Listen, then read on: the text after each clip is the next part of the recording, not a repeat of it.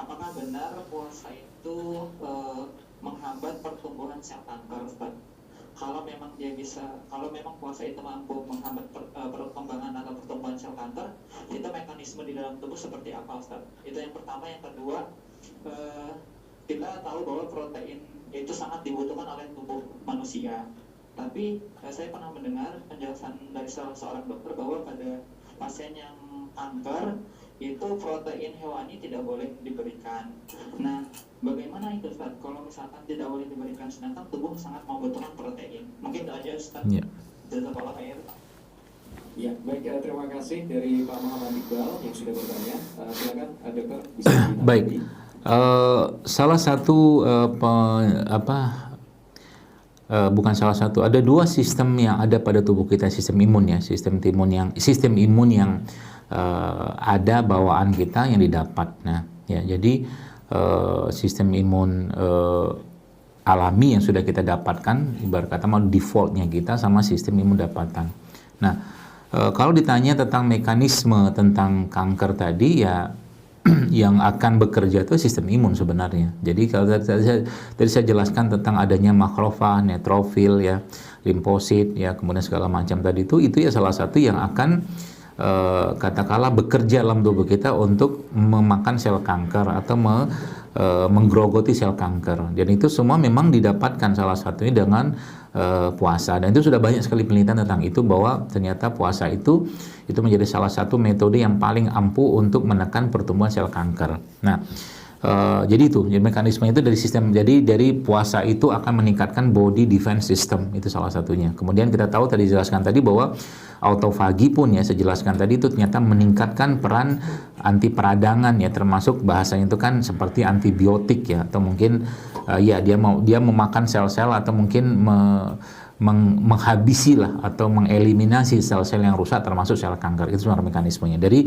pertahanan tubuh yang meningkat dengan adanya puasa. Nah, termasuk di sini sebenarnya sama juga dengan yang tadi atau mungkin bahasa itu, artinya sel kanker itu punya makanan, ya, makanan-makanan mereka itu terutama makanan-makanan yang tinggi kalori, ya, seperti atau mungkin tinggi gulanya, seperti ya gula pasir itu sendiri salah satu makanan yang paling disenangi sel kanker, ya, termasuk makanan-makanan yang tinggi lemak, ya, tinggi lemak seperti lemak-lemak dari minyak goreng yang berasal dari lemak trans atau trans fat, itu juga salah satu makanan mereka.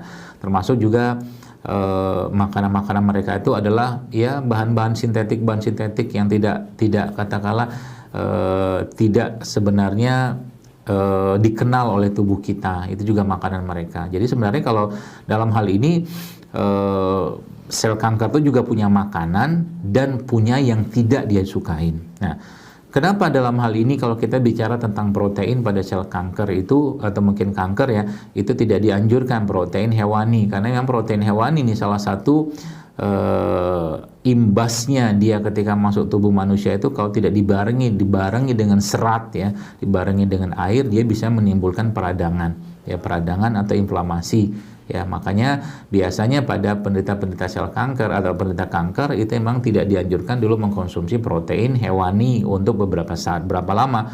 Kalau saya biasa menyarankan 3 bulan jangan konsumsi dulu protein hewani, ya.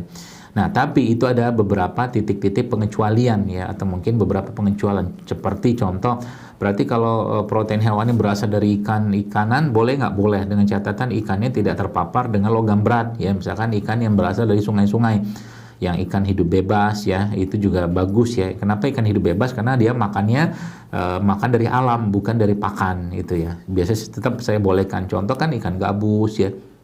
Ikan gabus, ikan toman, atau mungkin ikan lele yang hidup liar, atau ikan-ikan yang lain lah yang kira-kira mereka hidup liar tanpa terpapar dari logam-logam berat, ya, seperti ikan-ikan laut itu kan biasa banyak terpapar. Itu biasa tetap boleh saya sarankan kalau saya, ya.